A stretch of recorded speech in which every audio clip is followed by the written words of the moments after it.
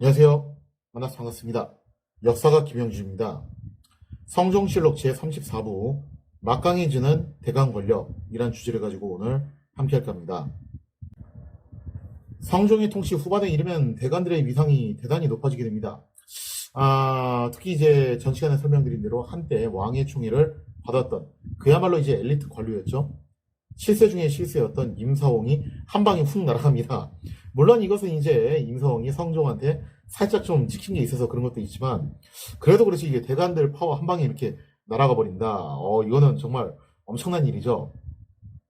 자, 이제 훈구 대신들은 새파랗게 젊은 대관들의 눈치를 보기에 급급해지는 그런 신세가 돼버렸다는 거죠. 게다가 대관들 사이에서는 이런 분위기도 형성이 돼요. 왕이나 대신들을 대놓고 돌직구를 날린다 하면은 뭔가 진정한 선비가 아니겠냐, 이런 분위기가 좀 형성이 됩니다. 그리고 이렇게 대놓고 돌직구를 잘 날릴수록 명성을 얻고 출세를 할 확률이 높아진다 라는 분위기가 만들어지게 됩니다. 그리고 어느 정도 이게 또 사실이기도 했어요. 자, 그래서 대관들은 서로 경쟁적으로 높으신 분들에 대한 비판을 이어나가게 되는데요.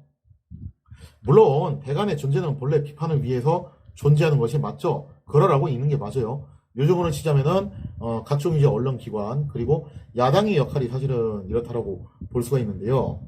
그렇기는 한데 이제 여기서 이런 딜레마가 생긴 겁니다. 서로 이제 이런 이해관계 때문에 대간이 커진 거예요. 예전에 제가 성종실록 초창기에도 한번 설명을 드렸지만, 훈고 대신들 입장에서는 왕권이 지나치게 강해지는 것을 견제할 필요가 있었다는 거죠. 세조 때가 그랬고, 예종이 단명해서 그렇지 예종도 좀 사셨으면은 이때도 아마 비슷한 분위기로 흘러갔을 확률이 제법 있다는 겁니다. 자, 그래서 이제 훈구파들도 이 대간들을 키우는 것에 대해서 그냥 암묵적으로 이제 넘어갑니다. 그래, 저런 존재가 사실 있기는 있어야 돼. 대간이 꼭 훈구 대신들만 비판한다는 법은 없는 거거든요. 반대로 왕이었던 성종 입장에서는 당연히 훈구 대신들이 지나치게 강력한 힘을 갖는 것을 견제할 목적으로 대간을 키워줬다라고 볼 수 있겠습니다.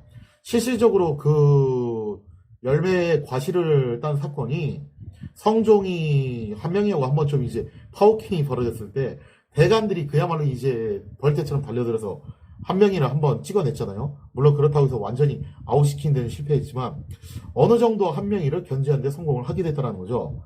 자, 이렇게 해서 왕과 신하들이, 왕과 훈구 대신들이 나름대로 이제 이해관계가 일치를 하게 되면서 대간들을 키워주게 된 거고, 자, 이렇게 돼서 대간들이 그 힘이 급속도로 커지게 된 건데, 막상 대간들이 힘이 세지자 이들이 이제 어디로 튈지 모르는 공처럼 돼버렸다는 겁니다. 왕이나 훈구 대신들이 의도하고 다르게 점차 독주를 시작을 하게 되었다는 거죠. 강성해진 대간들은 날이 갈수록 더욱 대담해지고 서로 경쟁적으로 비판의 수위를 높여나가기 시작을 합니다. 그러면서 자신들의 힘, 세력을 과시를 하고자 했다는 거죠. 내가 이렇게 청렴한 사람이다. 내가 이렇게 강직한 사람이다. 내가 이렇게 기계 있는 선비다. 라는 것을 계속 이제 과시하려는 그런 욕망에 사로잡힌다는 거예요. 대간들은 할 말을 하는 것이 자신들의 사명이라고 여겼고, 따라서 어떤 대간이 강경한 발언을 쏟아낸다면은 그거보다 더 주목을 받기 위해서는 더욱 강경한 발언을 해야 되는, 어떻게 보면 이것도 좀 악순환이죠. 그런 악순환이 계속 반복될 수밖에 없는 구조가 만들어졌다는 겁니다. 이념의 선명성 경쟁이라고 해야 되나요? 누군가가 선명하게 자신의 이념적인 정체성을 밝힙니다. 그 사람보다 더 주목을 받으려면 당연히 훨씬 더 강력하고 선명한 이념적인 정체성을 밝혀야 되는 건데, 예를 들자면 뭐 이런 거겠죠. 나는 짜장면을 좋아한다 라고 누가 얘기했어요. 그러면 이제 그거보다 주목을 받으려면 뭐라고 얘기해야 되냐면은, 나는 그냥 짜장면을 좋아한다라고 말하면 안 돼요. 나는 짜장면을 좋아하고 난 짬뽕 먹는 사람들 정말 싫어해. 이런 식으로 뭔가 좀 더 수위가 센 말들을 해야 된다는 거예요.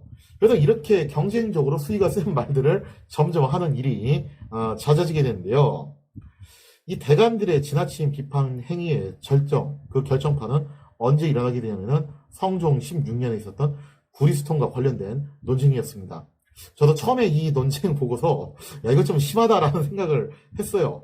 이거 좀 너무한 거 아닌가. 사건의 전말은 이렇습니다. 이때 당시 창경궁 통명전 서쪽 마당에 샘이 있었는데 그 샘이 자주 넘쳐 흐르는 문제가 있었습니다. 그래서 성종이 이것을 막기 위해서 근처에다가 작은 연못을 만들고 그 연못과 샘을 연결하는 배수로 공사를 벌였다는 거죠. 그러니까 샘물이 넘쳐 흐르면은 그 연못 쪽으로 물이 빠지게끔 했던 겁니다. 자, 그리고 이 배수로의 자재는 뭘로 쓰냐면은 바로 구리로 수통을 만들어서 배수로를 깔았다고 볼 수 있는데요. 이게 도대체 왜 문제가 되었냐? 자, 대관들이 창경궁 통명전 서쪽 샘에다가 구리수통으로 배수로 공사를 했다라는 그런 이제 첩보를 들어요. 이렇게 좋은 건수를 곱게 넘기기가 만무하죠. 하여튼 뭔가 건수만 생기면 이제 벌떼처럼 달려드는 그런 좀 이제 살짝 좋지 못한 모습들이 자꾸 연출이 되는데요. 자, 대관들은 곧바로 득달같이 달려들어서 성종에게 간언을 합니다. 도대체 왜 문제가 되냐? 대관들은 이렇게 얘기를 해요. 배수로를 공사하는데 구리를 사용한 것은 사치스러운 일이라는 거예요. 왜냐면은 이 구리하고 주석을 섞어서 청동을 만들잖아요. 그리고 청동은 화포를 제작하는 기본 원료입니다. 그래서 이제 대관들이 이런 식으로 걸고 넘어진 거죠. 이거 따지고 보면은 국방 전략 물자 아닙니까? 그거를 이렇게 사적인 용도로 사용을 하시면은 어떻게 하십니까? 이것은 대단히 사치스러운 일입니다. 라고 그렇게 이제 대관들이 벌떼처럼 달려들었죠. 그러면서 은근히 협박성 멘트도 날리는데 이런 식으로 사치를 행하다 보시면은 장차 좋지 못한 조짐이 일어날 것입니다. 여기서 말하는 좋지 못한 조짐은 전 시간에 설명드린 것처럼 흙비 좀 내린다고 뭐 이제 자연재앙이 일어날 것이다라고 말한 것처럼 이렇게 사치를 남발하다 보면은 하늘이 도에서 뭔가 재난이 일어날 것입니다. 라는 것을 그렇게 이제 둘러서 말을 한 거죠. 자, 그러자 성종도 여기에 대해서 반론을 제기를 하는데요. 뭐라고 얘기하냐면은 아니 내가 구리수통을 쓴 것은 구리가 견고하고 오래 갈 수 있다고 해가지고 사용을 한 거다. 이게 왜 사치가 되는 거냐? 구리가 아니라면은 지금 배수로 건설할 때 쓸 수 있는 자재는 돌이 아니면 나무 이런 정도인데 만약에 돌로 배수로를 만들게 되면은 이것은 노동력이 굉장히 많이 들어가게 되고 그거는 사치가 아니냐 이거죠. 그리고 나무를 사용하게 되면은 나무 같은 경우는 자꾸 물이 닿다 보면은 이게 쉽게 썩게 된다.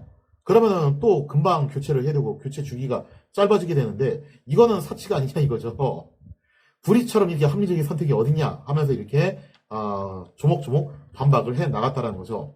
하지만 대관들은 이쯤 되면 논리고 뭐가 없어요.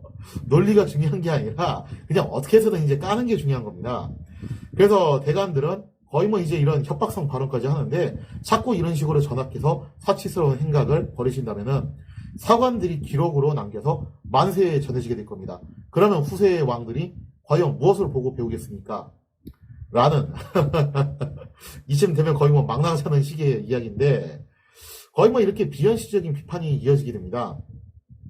자, 그러자 성종 대단히 화가 났어요. 그래서 막 짜증을 부리기는 하는데 하지만 그럼에도 불구하고 성종은 끝내 대관들의 뜻을 꺾지는 못했다는 거죠. 물론 이 무렵 가면은 성종의 왕권도 굉장히 공고해집니다. 사실 왕위 생활 한 10년차 넘어가면은 애지간하면 왕권이 굉장히 공고해져요.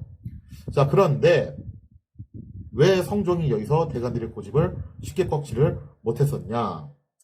아마 이 부분 때문에 그런 것 같아요. 성종은 즉위 초부터 간직했던 마인드가 있었죠. 나는 모범생이 돼야 된다. 그 모범생 컴플렉스. 즉 도학군주가 돼야 된다라는 특유의 강박관념을 갖고 있었다는 겁니다. 물론 이것은 훈구 대신들이 의도적으로 심어준 거긴 한 건데 근데 어쨌든 어릴 적부터 받았던 그 교육 그대로 성종은 그런 강박관념이 있었어요. 그래서 실제로는 성종에게는 강력한 왕권, 힘이 있었지만 그것을 봉인을 해놓고 있는 그런 실정이었다는 거죠.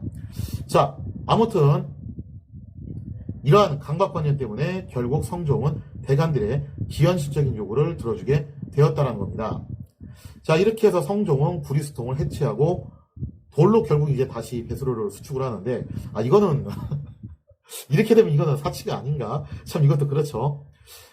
그런데 이때 성종이 어쨌든 대관들의 요구를 들어는 줬는데 이게 기꺼운 마음으로 들어준 것은 아니다라고 볼 수 있습니다.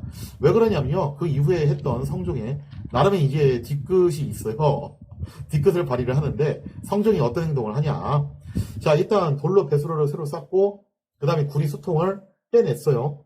그리고 난 다음에 구리수통을 마당에다 올려놓고 승지들을 불러 모읍니다. 그래서 뭐라고 얘기를 하냐면은 지금 이 구리들을 모조리 파괴하라는 거예요. 다시 재활용해서 쓸 수 없게끔 파괴를 하라는 거죠. 그러자 승지들이 놀라서 전하 갑자기 왜 그러십니까? 그랬더니 성종이 뭐라고 얘기를 하냐면은 한번 생각해봐라. 내가 만약에 이 구리들을 그대로 남겨놓는다면은 대간들이 분명히 뭐라고 할 것이다. 지금 전하께서 저 구리수통을 완벽하게 파괴하지 않는 걸로 봐서 나중에 여론이 잠잠해지면은 눈치 봤다가 은근슬쩍 다시 저걸로 교체하려는 거 아니냐라는 분명 그런 비판이 또 나올 것이다. 내가 그런 소리 듣기 싫으니까 그냥 아싸리 여기서 어떻게 하자. 그냥 깔끔하게 파괴를 해가지고 그냥 끝내자라는 거예요. 자, 그렇게 해서 성종이 신경질적인 명령을 내림으로써 결국 구리수통을 완전히 파괴를 하게 되는데, 그럼 이게 진짜 논쟁이 정말 참 이상하게 가는 거죠. 한번 생각해 보십시오. 대간들의 비판의 주안점 핵심은 그거잖아요. 사치를 멀리해야 된다. 그런데 그 사치를 멀리한다는 것 때문에 공사를 지금 따블로 해버렸어요. 더군다나 그 구리를 결국 완전 재활용을 못하게끔 파괴를 했으니 그럼 이거는 사치가 아니냐 이거죠. 즉 비판을 하는 것까지는 좋은데 비판이 이게 뭔가 목적이 전도돼 버렸다는 겁니다. 비판을 위한 비판, 비현실적인 비판, 그러한 비판이 되어버렸다는 거죠. 자, 그래서 이제 성종의 후반부가 되면은 대간들의 파워가 너무 막강해짐에 따라서 이렇게 비판이라는 것이 뭔가 좀 다소 엉뚱한 방향으로 튀는 경향이 생기게 되었다. 즉 대간들의 자신들의 세력과 혹은 개개인의 기계와 명분을 자랑하는 그러한 장이 되어버렸다는 거죠. 자, 이렇게 성종의 후반부에는 대간들의 권력이 점차 독주를 하게 되는데요. 성종도 이때쯤 가면 좀 아차 싶었던 것 같아요. 내가 얘들을 너무 키워줬구나. 그래서 확실히 성종의 후반부로 넘어가면은 성종도 즉위초에 그 모험생 군주가 돼야 된다, 도학 군주가 돼야 된다라는 마인드를 간직은 하고 있었지만 뭔가 여기서 살짝 좀 이제 쎄한 행동을 하게 됩니다. 과연 성종의 후반부의 모습은 어떻게 변화하는가? 거기에 대한 이야기는 다음 시간에 이어서 계속하도록 하겠습니다.